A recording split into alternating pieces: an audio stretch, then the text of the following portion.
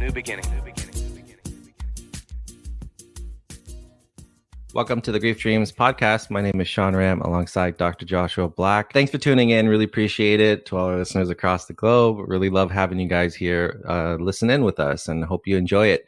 On today's episode, we have with us Sabrina Palazzo, and she is a mindset and energy coach and certified breathwork facilitator. In 2020, Sabrina lost her father-in-law and her dad to cancer within 1 month of each other, which became the catalyst for her own personal development journey. Using the methods she teaches today, she evolved from unmotivated and depressed to starting her own business and practicing daily tactics that rewired her subconscious, elevated her energy, and manifested the life she has always wanted to live. It is Sabrina's mission to educate women on the power of their minds and energy so they can take full control of their lives, shift out of their pain and into their power, and make great changes that actually last.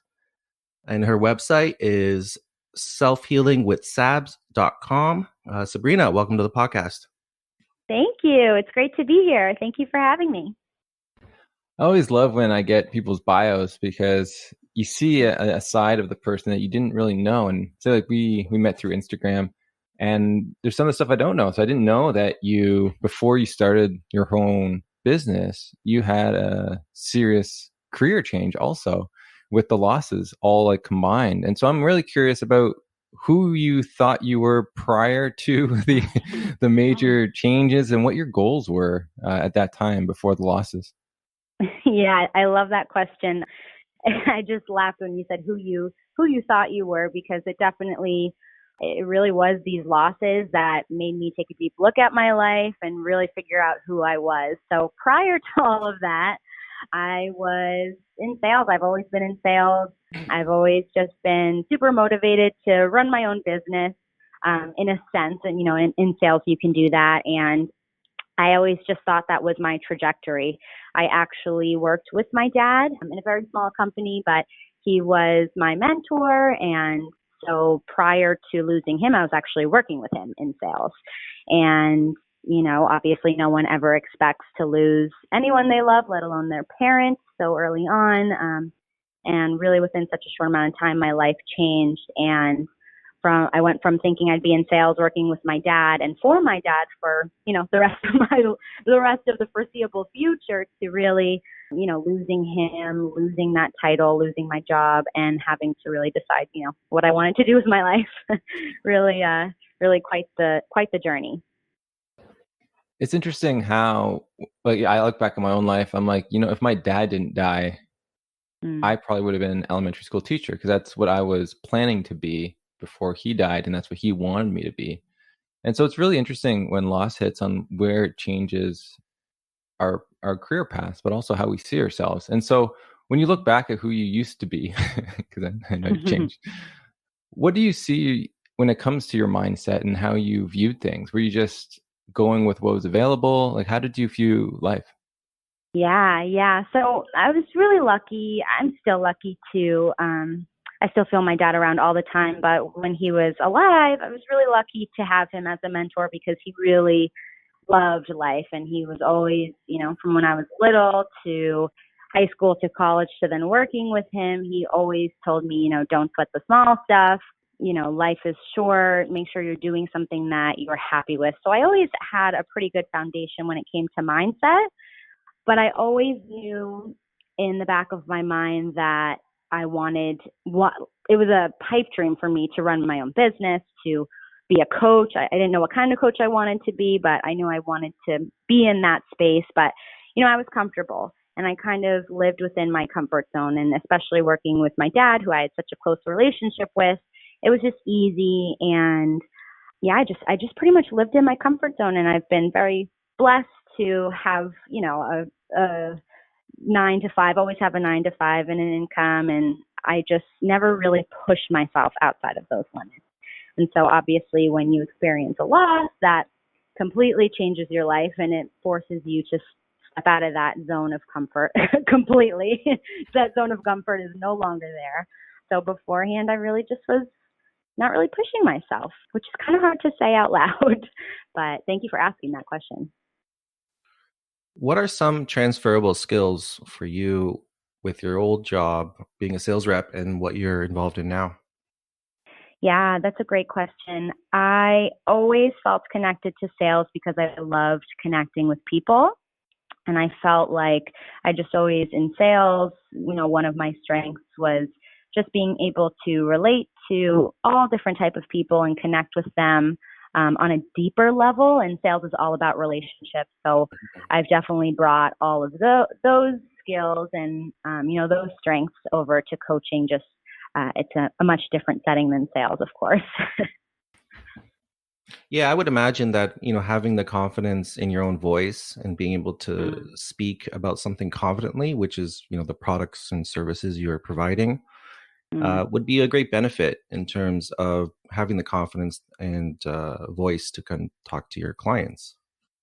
Yeah, definitely. And so I'm really curious about the loss and what that was for you, because you said like he wasn't, just a father; he was a mentor on how you saw the world, and who was able to encourage you to think positively about, I guess the small stuff that they're small and it's not, and how to view different, maybe challenging circumstances in your life. So could you take us through, his death, if it was sudden, then also, your grief afterwards?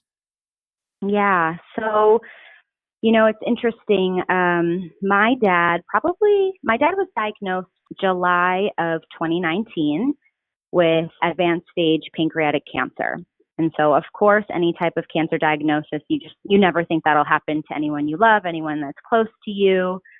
It was interesting with him. 12 years prior, he was diagnosed with prostate cancer. And he was told that he had a slim to no chance of making it past his 50th birthday. And he beat those odds and had been cancer free for 12 years. So we really never expected him to have another type of cancer, that his story was always supposed to be that he beat the odds, and that was that. So when he was diagnosed, it was just a punch in the gut. And he, right off the bat, he really was a leader to our family, which is so crazy, even just reflecting on that prior to this podcast, just thinking about his journey. He really, was the one to tell us, okay, I'm getting a biopsy. We are not to let our minds wander. We won't know anything until we hear from the doctor. So we might as well just focus on keeping ourselves level. And so throughout his own chemo treatments and tests and all those things, he was not only supporting himself and just trying to stay afloat, but he was also still supporting the family. So his mentorship really wasn't just when we were working together, it was also in life. And I also learned a lot from his sickness and how to handle, cards that you wish you would never pull for yourself, right? And so he was diagnosed in July 2019, like I said. He started chemo in August, and it was a pretty aggressive cancer, and so a pretty aggressive stage. And he promised, I'm just going to fight for 6 months and see where that takes me. I'm going to do anything that I possibly can to fight this. And he did that. And just throughout that time, he did his best to put on a good face, but obviously chemo is so taxing, so incredibly taxing.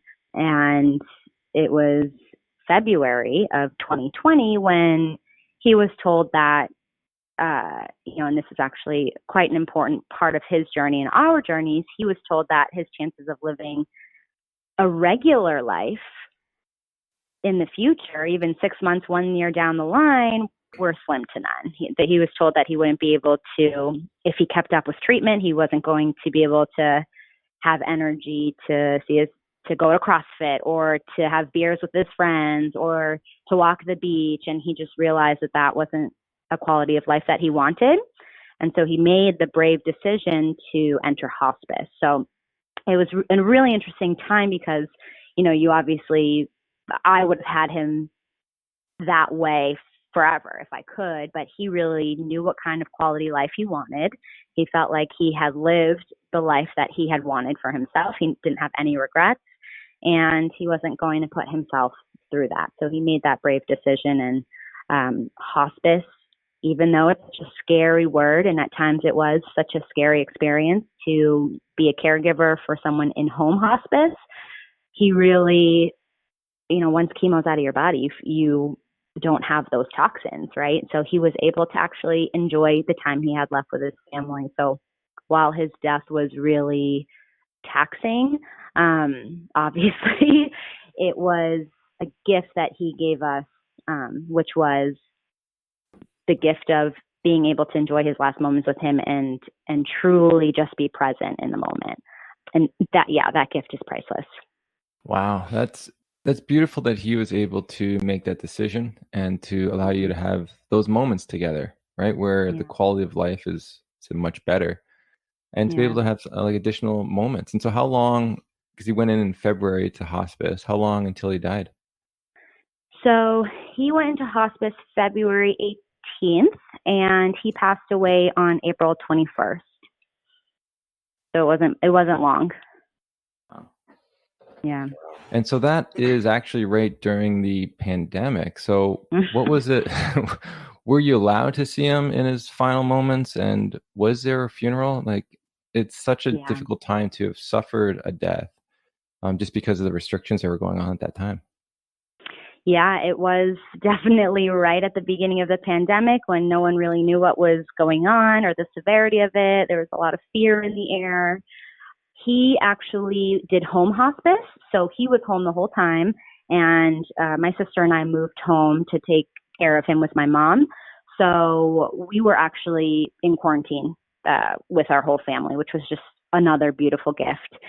It's funny, during the second wave of COVID, that's really when I experienced COVID for the first time, because I had more, my priority was really just taking care of my dad and being with my family. I knew that COVID was going on. I knew it was a really big deal and so impactful and terrible for so many families, but it really wasn't our day-to-day life.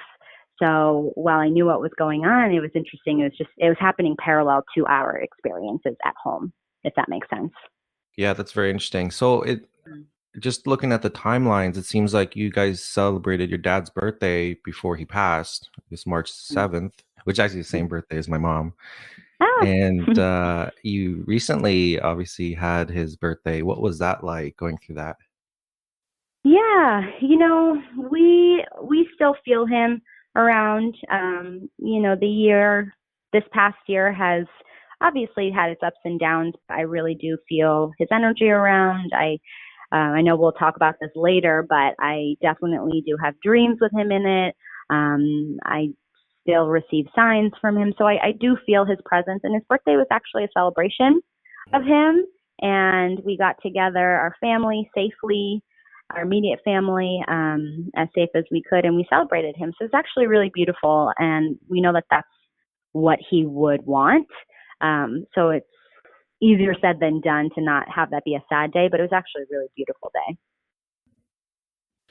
And I was wondering, like, how has, now that your dad has passed and, months have gone on, how has COVID and the pandemic, I guess, impacted your grief process or how's that played out with you? Yeah. So we have not been able to have a funeral or we're calling it a celebration of life. We've not been able to have that due to COVID. We had half of my family is Jewish, and so we had a virtual shiva with the rabbi a couple of days afterwards, just with our immediate family, which typically is not the case with the regular shiva. But yeah, we have not been able to celebrate his life with his friends. My dad had a huge network of high school friends, college friends, people he grew up with, work people, hundreds of people we would have expected to show up to a celebration of life, and no one else has really been able to have that type of closure. So we've been sitting on this for about a year. We still want to do it, but it's really been a tough subject. It's hard to know what the future holds, and so I know a lot of people are just kind of waiting on this, but there's no way we can have an answer really on when that will be. Wow, that is interesting to not have that, because the whole point of the funeral is to help us as we grieve and to acknowledge each other in what has died or who has died. And you're in a position now where you just can't have that. And so I'm curious if the Shiva virtual was beneficial at all? Because, it's supposed to be in person, right? So I'm not sure, like, what was that like? And then have you seen challenges in your own, I guess, grief on not being able to have a funeral? Yeah. So the virtual Shiva was, I want to say, that time after you lose someone you love, it's all a blur. So it was within a few days after he passed. Can't really remember if it was a day or 2 days after, but to be honest, it didn't do much for me. And I can speak on behalf of my immediate family. It didn't really do much for them either. I think the last thing we wanted to do was go on a Zoom call. And, the rabbis at his temple are just incredible. And we did appreciate, the poems and the readings that they shared. And it was definitely a moment of love, which we appreciate. But it's hard to get yourself on camera and get yourself on Zoom, even though we would have been doing it in person. I think that's more of what we would have expected. But to do it on Zoom was just a completely different experience that, for me and my sister and mom, just didn't really serve us as much as we would have hoped.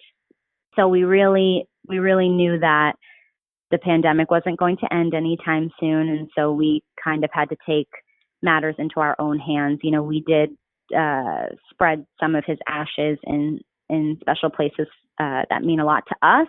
So that gave our immediate family closure. And that's really helped me in my own grief journey, just having that moment with my immediate family to do that. But I do know for his extended family and extended friends, not being able to, share their stories publicly or speak at the celebration of life or really have that typical type of closure has been hard for their grief journey. Yeah, no, I feel for you guys. I really understand that. Like there's something to being around person, like face to face, physically. That type of energy that's in the room, that's around you.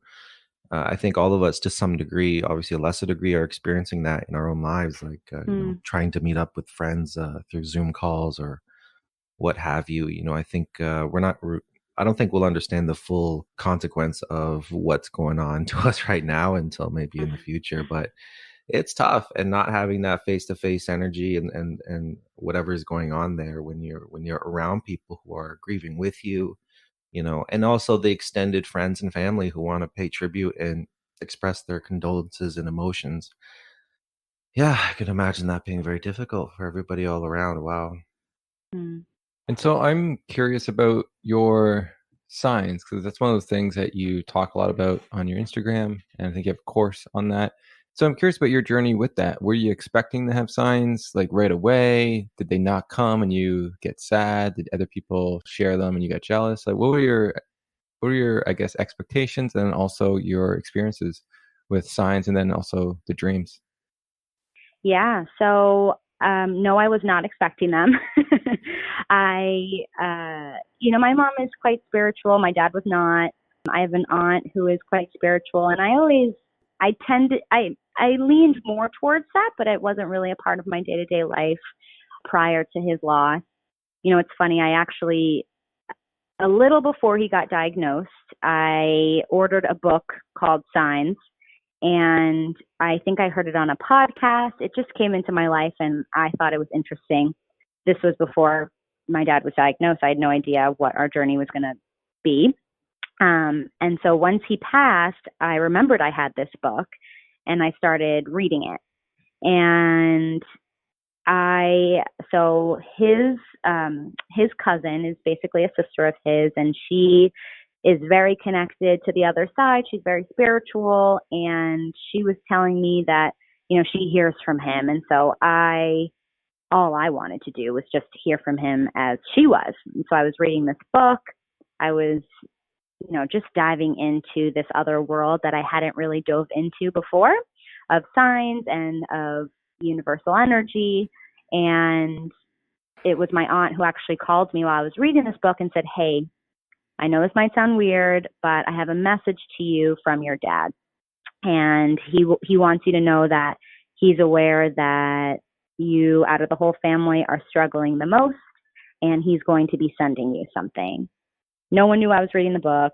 I had no idea what she meant. I just was so almost jealous she was hearing from him and I wasn't. So she actually gave me a few things to do to just open myself up to the connection, open myself up to the energy. And so I really dove into that. And all of me diving into that was really propelled by my desire to connect with him, not necessarily to heal. So I was meditating, I was journaling, I was connecting to nature, all of these things just to connect with him. And that's when I really started receiving signs. And also, in addition to reading the book, I started learning how to request certain signs. And so I started playing around with that. Specific signs that I would request, I would receive, and it would just be a weird experience. But I started getting, a little over the top with it. I started becoming addicted to it, right? And just the idea that, okay, maybe this is real. Maybe I am connecting with him. Maybe his energy really is still around, which really, that was the catalyst for me opening myself up to spirituality and energy. And it's been those experiences that are so real for me that have been able to help me, help my family members, help my friends who have lost their loved ones, and now help other people connect with signs. And that's really, really how it started with the signs. Oh, it's so interesting. Yeah, it's fascinating how it wasn't what you wanted or thought you'd go into, but it's the thing that's been helping you the most to really process some of your grief. And like for your aunt to say that you're struggling the most, I thought that was telling because I don't know what you were struggling in the sense of what was going on, because we haven't talked about that yet. I was like, oh, so what was going on at that time that you really saw within yourself that understood that statement to be true? Yeah. So, you mentioned this before. So my dad passed away on April 21st, but my father-in-law passed away on March 21st. So I was dealing with two losses, and I was very close to my father-in-law. He was a second dad to me. And right after, my dad passed away, I got laid off from my job. And I was dealing with 3 different losses. And it was a lot. And so I think my grief had hit me a little bit later on. Obviously the waves of grief, they hit you at random times. But I think my initial grief hit me about a week later. And that really continued on for a while. And I was just crying all the time. I didn't know what my next steps were going to be in regards to an income, in regards to my job. Sales was not what I wanted to do anymore if I wasn't doing it with my dad. It was a period of complete and utter loss and feeling lost myself. So that's really what she meant by that. It is interesting, right? Once that job goes, it's interesting what we cling to have a routine, to feel motivated in different ways. And you start taking out some of these, you could say crutches or just those aspects of our identity, and you see what's actually underneath it all. And why I say that, because after my dad died and I finished school, I moved and I didn't have a job. And that was one of the most difficult times for me, probably more difficult than the loss per se, because it's about finding meaning. I've always been after my dad's died, I still went to school. So I had this routine I was still doing as I was processing, but you take out that routine and you're left alone in a room wondering, all you hear is your thoughts and you're trying to figure out what this is all about. And you're still playing with grief, because grief's, it's interesting how it changes over time, but it comes up in different ways. And I was still, looking at that and dealing with a lot of those emotions. And so, I feel for what you had to go through during that time, because it's so scary. So what happened for you to actually break through to figure out, what, I'm going to get motivated. This is my direction. Yeah. So I just have to say, one thing came to me while you were speaking that I just want to share. It's any type of loss that's close to you. I think a part of you, generally speaking, I think a part of you also dies too, right? It's you just said it perfectly. What you're clinging on to sometimes just disappears as well with the loss. So I think that's, something that a lot of people especially if it's your first time losing someone that you are so close with. A lot of people don't even realize that there are other losses that go along with it. So you're not just grieving the person, you're grieving so many other things that may be left with that person. So I just wanted to thank you for saying that, because it's so, so true. For me, what really made me realize I wanted to go in this direction was, I was meditating, I was journaling, I was connecting with nature. I told myself I was going to take the summer to heal, and I wasn't going to force myself or jump into a job. I knew that my losses had taken up so much of me that there was no way I would have been productive going into another job. I wanted to find myself first. So I told myself I would take the summer, move back home, try to save some money, and just find myself. And so it was during that healing summer that I started an Instagram anonymously. It was called The Grief Guide, and my face wasn't on it or anything. It was just a way for me to start sharing my experiences. I wasn't ready for therapy at that point. I figured there were other people who had similar experiences on Instagram. So I started doing that and sharing what was helping me heal. And as I was doing that, I realized what was helping me was helping other people. And so I organically started putting together free mini courses on morning rituals and how to create your own morning ritual to help you with your grief or to help you grow. And that started resonating. And then I realized, oh my God, I really like this work. I like helping people. I've always wanted to be some type of coach. I've always wanted to start my own business. And it was that moment after, creating that first mini free course that I thought to myself, okay, maybe I'll try to do this. The country is shut down.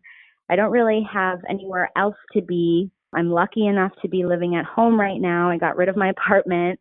This seems like the perfect opportunity for me to try something new and not have that many responsibilities around me. And so that was really how that happened. Yeah, I liked watching you as you tried to figure it out, because you're really honest in a lot of your videos, which I appreciate, because it just brings the reality of figuring out who you are to light. And a lot of people think it's like a switch or something, and it's really not. Like, once you have your old identity, there's a lot that it plays into on even what's the best way to put it, you forming a new identity. There's a lot of roadblocks, a lot of stress, and a lot of unknowns that hinder us and how we see ourselves. I remember the one thing you posted or talked about was the challenges of even thinking you could even do this. And I was like, wow, yeah, it's so true, because you're so used to that old self, and like, this is so new. No one's like guiding you through this. You're just following your heart. But there's that sense of doubt, because you've never done it before. Will it even work? Do people care? All these thoughts go through, but yet you still pursued it. And I want to say, congratulations for that, because that's a remarkable step of courage to just follow your heart in the face of old stuff that holds us back. Oh, thank you so much. Yeah, we all have our egos. We all live with limiting beliefs. We all live with narratives. We're human. So there's no human on the planet that doesn't have, the little doubt whispering in its ear.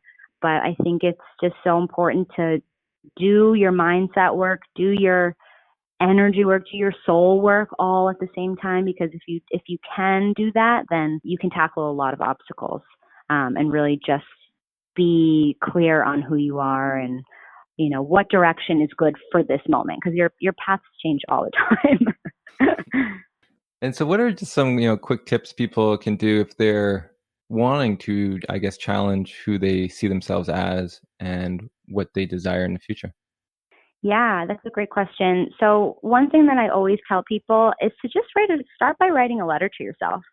And I know if you haven't done anything like this before, if maybe you haven't journaled before, it can kind of seem like a weird or different experience, and it kind of sounds corny. I'm just thinking about how I used to view these things years ago. I'd be like, I'm not going to write a letter to myself, but it really is amazing if you can dedicate 15 to 20 minutes to just sit down with yourself uninterrupted and just write a letter to yourself. And I tend to not give too much instruction, because what ends up happening is once you start and you don't have that much instruction, It's really amazing what can come out from the pen onto the paper. There are revelations about yourself, revelations, you can discover things that maybe you've been suppressing that you enjoy, that you just really haven't looked at, parts of yourself you haven't looked at in a while. So if you start, that's the number one thing, just start by writing a letter to yourself and just see where that takes you. And it can be a very powerful exercise. Yeah, one of the things I remember I tried when I started understanding the truth that I didn't fully love myself was this thing called mirror work. I'm guessing you've heard of this, right? Where you tell yourself that you love yourself in front of a mirror and look inside, like, and look at yourself while you're doing it. It was so awkward at first. Oh man, it was just like, it was the craziest feeling, because like it really captures the truth of it all. And I look back at that, I'm like, every time I look in the mirror, it's like, what's wrong with me? And then I'm trying to build a sense of what's right with me and what do I love, and then now all you see is just this being that you love. And it's a beautiful thing, but it took time. I think that's another, thing I've learned, that you have to be patient in this game. There's a lot of work to do. Yeah, it definitely takes time. It takes commitment and consistency, but it's available to all of us. Like I said before, we're all human. We all have those doubts. We all have limiting beliefs. We all have our own ego that tries to keep us in our comfort zone. But if you're willing to try something new and put a little bit of work in, then you can start seeing impacts pretty short. But it's really that transformation that needs consistency. But it's worth it. Yeah, I definitely agree with both of you. I think patience and giving yourself time and being easy on yourself. And I think it's important to enjoy what you do. I think, or find some things that you enjoy about it. And even if you're at a job that you don't necessarily are super passionate about, if you can find things that you enjoy about the job, that can take you further, and that can really ease your mind and make you feel a little better about the whole situation. And it's even better if you can do work like with the podcast. I enjoy it. It started with just loving, doing it, and that's what's fueled us, and that's what keeps us going, and that's why we've been doing it for so long. But I think, and also the other side of that is being patient and just not feeling like we have to do it all at once, just feeling like we can grow this organically.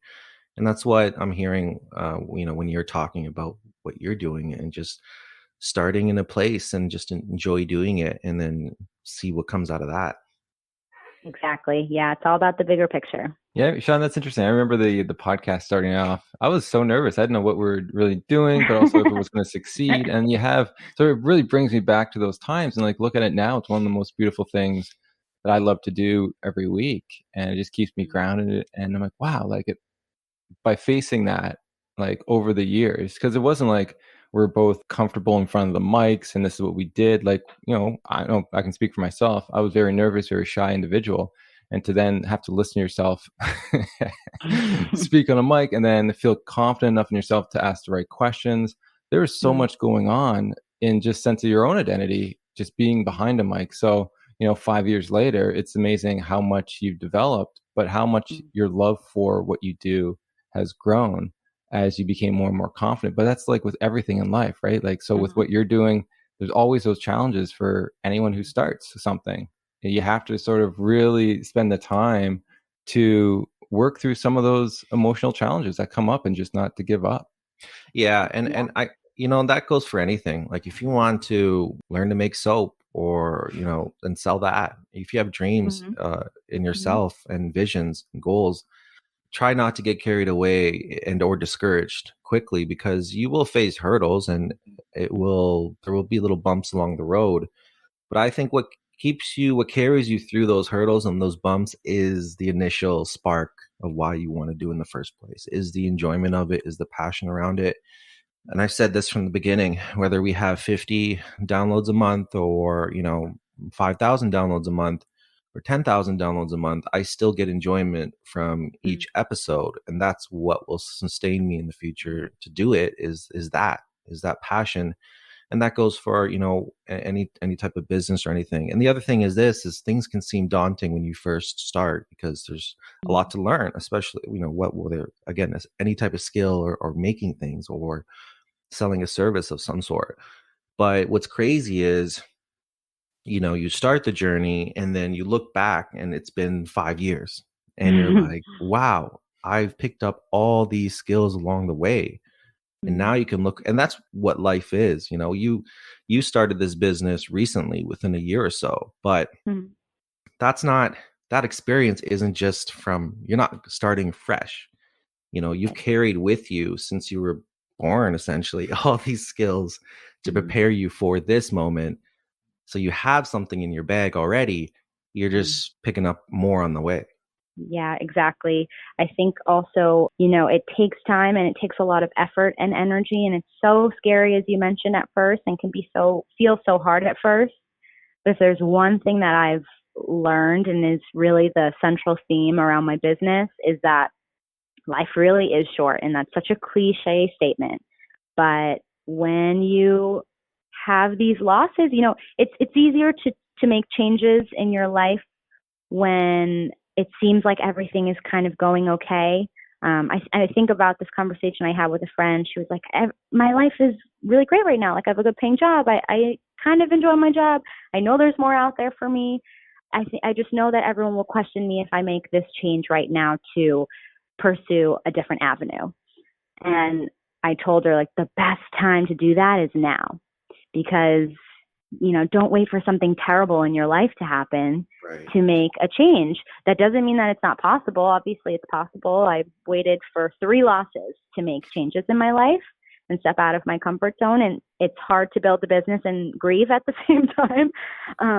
But if you are in a space right now where you're in a good zone, you're lucky enough to really not have to deal with losses, or you're not dealing with hardship, it's also a good time to start something new. So that's just one main central theme.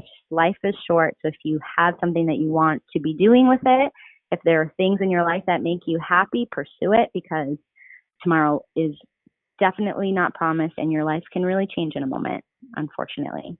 Yeah, both can be challenging, whether you're forced into change or whether the change is your choice and your time to do it. And they are unique, those type of changes. But I think understanding that it's on you at that point, because you can make those changes or you can not. But if it's something that's driving you and something you really care about, go for it, because at the end of the day, you won't regret going for it. But I think if it's too much on your plate, like, I would say do it in baby steps. Ultimately, start a little small and then dip your toe into the water and work on something. Let's say, back to the example of, I guess, selling soap. Do it as a hobby, do it as a passion. If you like, you enjoy the process of making soap, start small, go a little bit and enjoy it, give it out to family and friends, and see how your business goes. Maybe don't quit your day job, continue to do it that way. And then eventually, hopefully, you'll gain steam and growth and skills in all that. And then you can, when you're comfortable, and you can go ahead and do that. But if it's something, like you said, life's short. And sometimes if it's something that's really pulling at you, you just got to go for it. Exactly. Sean, I got a question for you. Are you planning to do some soap stuff? Is this a dream of yours that you haven't fulfilled yet? I do have some soap supplies that I bought. Long story short, I bought some soap supplies for Christmas to give out as gifts, but I didn't end up doing it. I don't plan to make a business out of that or anything. It was more like a hobby I was interested in getting into, but that's just on my mind because I bought some supplies. But yeah, that's awesome. Hey, well, I look forward to when you make it. Next and Christmas, I will enjoy receiving it. Next Christmas, we'll get on that. And so I think it's a good time to go towards the dreams. So did you have dreams of both your father-in-law and your father, or was it just one or the other? And how did they feel when you had them? Yeah. So I had a dream with my father-in-law first before I had one with my dad. And it felt so clear as if it was, I mean, people say this all the time with visitation dreams, right? Or these types of dreams. It just feels like it's real life. It doesn't feel murky like typical dreams do, but it was so clear. We were sitting at a booth in a diner, and he told me, don't sweat the small stuff. And that is typically something my own dad would say, but he said that to me, and it was so clear. And it was such a brief, short dream. But I woke up, I told my husband, and he told me that that was something that his dad used to say to him and his sisters growing up. And I had no idea. And so that was kind of a crazy coincidence. That was the only time, unfortunately, that I've had such a real experience of a dream with him in it. But that was pretty crazy. I'm curious, was your father dead at that time, or was he in the hospice? At that time, he was still in hospice. He was still home. Yeah. So it was shortly after we lost my father-in-law. It was probably early April. What a great statement, though. Like, as you said, like, it connects so well to your father, but then you, not only the dream helped you, but you learned something about your own father-in-law and also with your husband, and you're like, wow. Like, and so it almost made the bond deeper. Would that be fair to say? Definitely. It was, my husband couldn't really believe it. It's just kind of hard to put words to it. It was a really crazy moment. I woke up and felt as if I was just at a diner with him. He looked normal. He looked healthy. He looked how I have experienced him for the past 7 years. And so, it was just really amazing. That was the only dream I had with my father-in-law. I don't really see my dad in dreams as often. And I've only had one really profound, probably the most profound dream I've ever had in my life. And it was with my dad. And it was after he had passed. It was actually several months after. It was in this past September.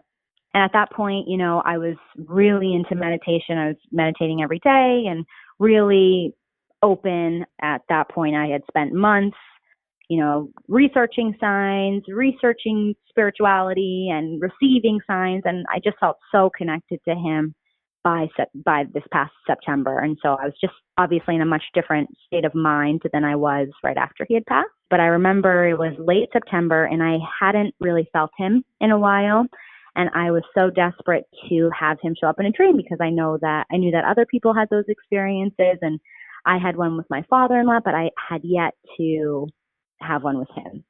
And every night for about a week, I went to bed, and right before bed, I would say, please visit me in a dream, please, please, please.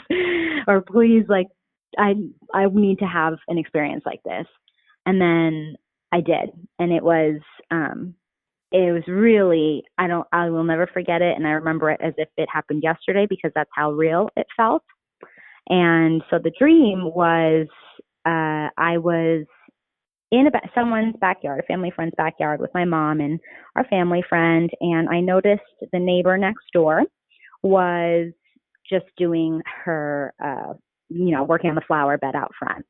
And I looked over at her and I just felt so connected to her and this house that she was working on. And it was almost like I was pulled towards the house. And I went over and I said, I need to go into your house. I know my dad is in there. I know he's connected to it. And at this point in the dream, my dad had already passed. It was as if it was present day. And I said, I need to go inside. And she got up from working on the flower bed. She smiled at me and pointed me to go inside. And I walked inside and she guided me in through the kitchen and, held her hand out for me to enter into another room. And I walked into the other room and it was a pretty dark room. I don't remember anything in the room except for a table. I walked over to the table and there were all these documents just kind of scattered around the table, one of which was a map and one of which was almost like a photo album. I remember at this point, this dream is as if it's present day. My dad has been gone for several months now. And I'm looking at this map and I'm aware that this is the map of where he is. And there are pictures of him recovering in this album. And I'm starting to feel almost betrayed, as if oh my God, he's alive and I didn't know. He's been dead this whole time. Like, what is happening? These are pictures of him recovering. This is the map to where he is. And the map was not logical, but the essence of it was where he was. And as I'm discovering all of this and just feeling so confused, I notice that the woman behind me is just smiling. She has like a very maternal essence to her, and she's smiling at the door where she led me into the room, and she leaves and comes back with my dad. And the two of us embrace and we fall to our knees. I'm going to try not to get emotional, but we fall to our knees and we're hugging each other as if we never thought that we would reunite this way in this lifetime. And it was the whole dream was the most clear experience I've ever had in a dream before, ever. More clear than my dream with my father-in-law. It was as if this woman was facilitating a reunion between me and my dad. And I was saying, I was crying, I missed you, I thought you were gone. He was like, I know, I didn't think we would see each other this way. And I said, my mom's outside. And he was like, I can't see her. And when I went to get up and go get my mom outside, that's when I woke up. And I woke up and I immediately started hysterically crying. I did not know what was real and what wasn't. I thought that I was just so confused. I can't even put words to it. I was extremely confused, did not know if what I had just experienced was real or not. And I spent the rest of the day really, I journaled for like way too long, and I was just trying to figure out what had just happened. It was the craziest experience. Wow, that is an amazing experience. So what did you figure out after journaling for so long? So, yeah, a lot of things. I actually called my aunt who, was the one to help me figure out signs. She was the one who has mediumship abilities, and she told me that the dream was what I thought it was. It was a reunion, and that I've been doing all this work to connect, and it was almost as if I was unlocking a new level of connection. And she told me, this is the part that's crazy. I understand that this sounds crazy, but she told me to start looking up pictures of my great-grandmother, because something about how I was describing her felt like the essence of my great-grandmother. And so I started looking up pictures. I asked my grandmother for pictures of her mom, and she was sending me pictures of when my great-grandmother was older, and it just didn't look like the woman in the dream. And she sent me a picture of my great-grandmother in her 20s, and I have the chills right now. My whole body has the chills. And the woman in the dream was my great-grandmother, who was very connected to my dad. And she, in the dream, she had this like very maternal essence to her, and it was my great-grandmother, just, in a younger form, which is still to this day, I can't believe, even though I experienced it. Wow. I don't know what to say to that. That's absolutely remarkable. It's one thing to have like such a beautiful, loving reunion with your father and just be able to hug him and just to feel the love, right? Like that's what we desire the most. And then after the fact, you get this other gem that the person in the dream was even a stranger. It was your grandmother that you've never met, never ever seen the photo of her when she was young, and you're like, it just blows your mind. And that's why I love this topic. It allows me to sit in that mystery of life. Yeah. And with that mystery, like everything is possible, right? Like all this stuff you can play a little more in life, knowing that there's this stuff that's out there that reminds you that there's so much more than we understand. And it's not to be afraid of. It's just, wow, like I don't know everything. And I think that's the whole thing too with the coaching, and that whole thing is you don't know everything about yourself. And it's about learning about who you are and learning about life, what life is. And these moments really shake the core of how we were trained life was or should be. And you're like, wait a second, but this experience was so real, so different. It's changing my view of just what life is. And so what was your reaction after all of this? Like, how did it change you? Yeah, it's these types of experiences that you have and just can't, you're just never the same. You're just never the same. It's really hard to understand them if you haven't had them yourself. But I think everyone at one point in their life will. I really believe that. But it changes you. It really, like you said, it's so interesting to even just talk about this mystery, because that's what it is. It's a mystery. We don't know. I have no idea really what any of that meant. I have my own beliefs, but I really at its core do not know. And so once I had this dream, and since then I have just felt way more secure in my connection with my dad. I choose to believe that that was a reunion, and choose to believe that it was real. And so that's what I'm making my truth. But, like I said, once you have those experiences, you can't really look back. It forces you to rethink everything. And for me, I had already been doing that for months. So it had just forced me to continue questioning things and continue diving deeper into my own spiritual growth and connection and things like that. Isn't that beautiful how one event, that's what I love, but these dreams, like one event can really help you out at a certain time to continue to be motivated in whatever aspect you're doing. So with what you were doing and looking for signs and self-help, self-growth, it really fostered that to do it more. Like it's one of those things that it was a great another catalyst for all of us on when we're trying out something new that we need, either a friend or one of these dreams. But to just know you're on the right track, that what you're doing is helping you, and it's facilitating more and more love and deeper connections with those that we still love. So, that's what an amazing dream. I gotta say, it's phenomenal. I'm just in awe of that dream. Well, thank you. Thank you so much. When you talk about signs, does these dreams come up a lot? Like, because you mentioned like you think people have these a lot, and they are more common than not. But like, what was your experience when you started talking to people about their grief and their own view of signs? Because everyone's view of signs is completely different. Right, of course.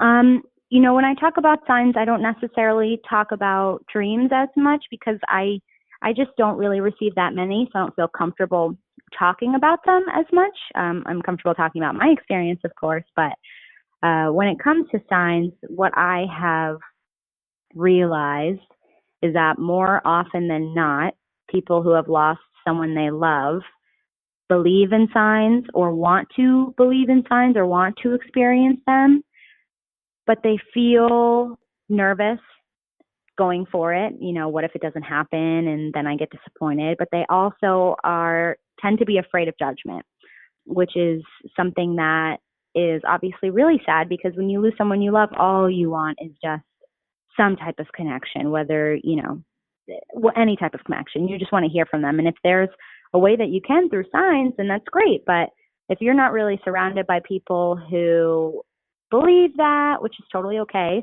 it just can be harder to put yourself out there. And so I've found that, people will reach out and say, oh my God, I thought I was crazy. Things are starting to happen that, my husband thinks I'm crazy. My friends think I'm crazy. I don't really talk about with them. And so that tends to be the feedback that I get from people. There's so many, probably 9 out of 10 people I in my experience are people who want to receive signs or believe in them. They just feel a little nervous talking about it and sharing those beautiful experiences, which is sad, because there's nothing bad that can come from signs, right? It's just further connection, further love, further energy. So hopefully my goal is to just get people to start being comfortable talking about them, making it less taboo, creating a community that can support one another, even if you don't have people in your personal life who can understand it. But yeah, that's pretty much been my experience. It's so funny, like hearing all that, because we talk to various guests who talk about signs, and it's unfortunate. I hate hearing how people get dismissed. I think it's the way our culture is set up. It's been, you look at decades of TV and movies, and like cultural norms and culture and society and literature and all that. And that person's crazy. It's easy to dismiss. Oh, that person sees something and then they dismiss the person as crazy or this or that, right? Like old movies, like, you never saw someone who was like experiencing depression or manic behavior. There's the old adage of like someone would like splash water on their face or slap them, be like, get hold of yourself. Like, right. like, I think it's very real. And I think first acknowledging, if we all just acknowledge that this is something that exists, like people have these experiences. We just interviewed Penny Hunt, and she talks about signs in her book. And there's one at her son's funeral, the fire alarm went off, and it went off in that in their room, and there was all these like situations, and that was a sign for her. And she talks about how she felt initially.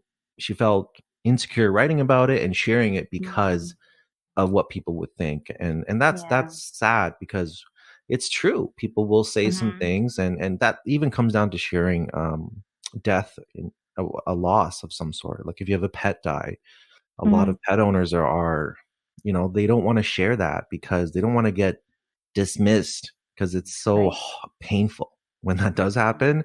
It's so painful. So I hope we can all just start to just acknowledge that it's there, and then just be hopefully free and accepting to have conversations around because it's a mystery, but we're only going to solve it together. Like it's not going to solve itself. Yeah, definitely. And it's just, at the end of the day, it just comes down to respecting people and just kind of loving everyone for their own truth. That's it. It's a matter of respect. You don't have to believe the same things as everyone else. As long as you can respect each other. It's like what you learn when you're 5 years old, like make sure you respect other people if they don't look like you, if they don't believe the same things as you. Yeah, exactly. So hopefully we just get more of that in general. It's great. And I hope so too. And the same thing with these dreams, right? And that's, for me to be the one to have to do the research is crazy, because these been going on since probably the beginning of humanity.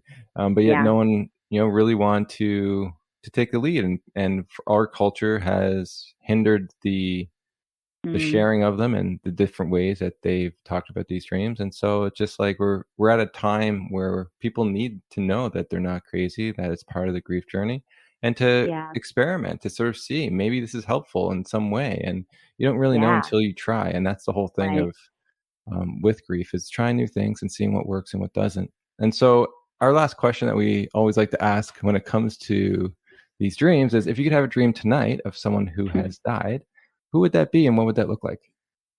I would love to have a dream with my father-in-law and my dad, and I would love to just be sitting.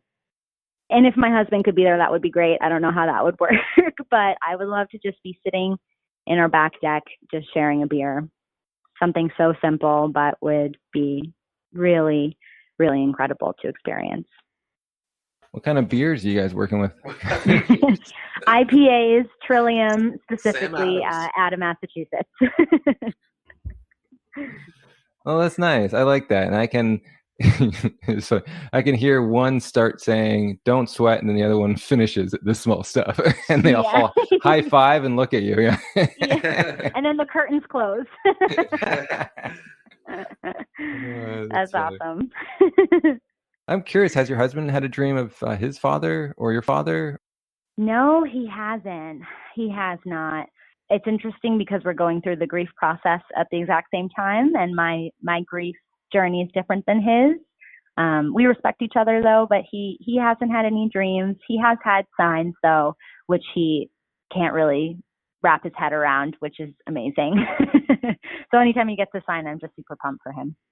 Well, it's great that he has you with him, because he can normalize the feelings and try to figure it out in a safe space. And shout out to your aunt too for being that safe person, right? That the person who you can go to, because that's the first person you told when you had your amazing dream. But you can go to that person and know that they're not going to think you're crazy.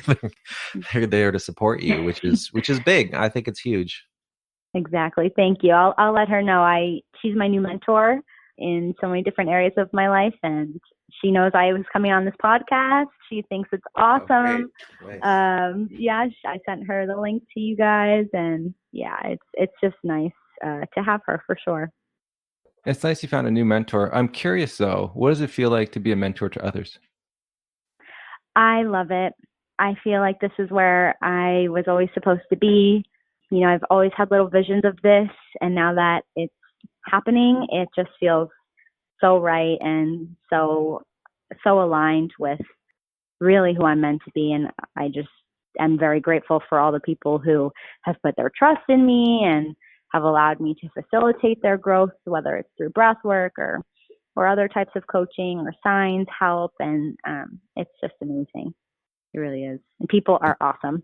You know, people who are just so into their own growth and really open to trying new things, whether that's with signs or breath work. It's just, you can tell that a lot of people, especially in the age of COVID, are ready to start growing and ready to start healing and ready to start really taking control of their lives and realizing that they can.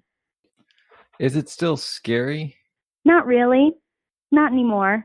No. The scary parts are very trivial, you know, new launches and things like that. But I'm very clear that this is my path for now. And that is really what propels me through, you know, the new launches or making sure I have a program that helps people, and those things I can easily handle. But it's really not as scary as it used to be, because I really feel like this is where I'm supposed to be. That's great. Yeah, that's great to hear. And I think having a purpose and having a clear vision, it leaves a lot of tension. It relieves that tension, and that's how I feel regarding the podcast. Is now I can just focus on having fun doing it and just do the work. And I don't have to be too anxious about the future of it. Yeah, exactly. And so where can people find you? Want to, give us some information on what you offer as we close up the show? Yeah, definitely. So you can find me on my website, which is Self-Healing with Sabs. My full name is Sabrina. My nickname is Sabs, so selfhealingwithsabs.com. You can find me on Instagram at selfhealingwithsabs. I very soon, within the next few weeks, so by the time this podcast is out, I will be running breathwork coaching sessions, breathwork coaching containers, and I have group programs that are really mind, body, soul programs that really help facilitate growth, but also help you with your mindset, so that you can really step, as I mentioned before, step into your power and really become aligned with your true self. So there are group programs, there's breathwork coaching containers, and I have a course on signs, which really just teaches you what they are, how they work, some ways to request and receive, and methods that open you up to signs, but also facilitate your own healing internally. So yeah, you can find those on my website or at my Instagram. Excellent stuff. Sabrina, it's been a pleasure speaking with you and really enjoyed doing this episode. So thank you for that. We hope you enjoyed this episode. To all our listeners, if you wanted to know more about the topic, please check out our platform, griefdreams.ca. If you want to support the podcast, you can contribute through the link on our website. We'd like to thank all those who continue to support us. And Sean, don't forget, we got some new courses that we've launched and now offer. And so there's a Grief Dreams workshop. So this is just a beautiful way for me to have the ability to teach people around the world about just grief dreams. As you said, like, we need to open up the conversation about this stuff and normalize it. And so I have the course to be able to do that. And so within that course, you'll learn everything you need to know about, most things you need to know to start the conversation when it comes to sleep, dreams in general, grief and trauma, and of course, grief dreams. And then also there is Crazy in Love, using romantic relationships as a vehicle for growth. And so this is just to make you rethink modern intimate relationships, as we sort of talked about on the show, how we get sort of these models and how it's supposed to be, but it doesn't always need to be like that. And to really envision something new and how a relationship can actually help you growth if you're in one, and also if you're seeking one. So also, if you have Facebook, you can join the Grief Dreams Facebook group, or you could follow us on the Grief Dreams podcast page, We also have Instagram and Twitter at Grief Dreams. And Sean, what do we like to say? We like to say with love and gratitude from us to you.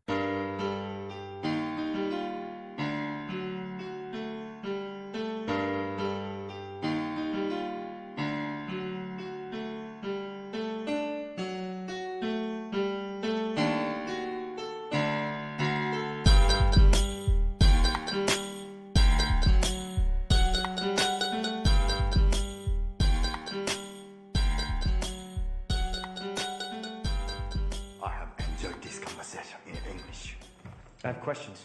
I have introduced myself. You have introduced yourself. This is a very good conversation.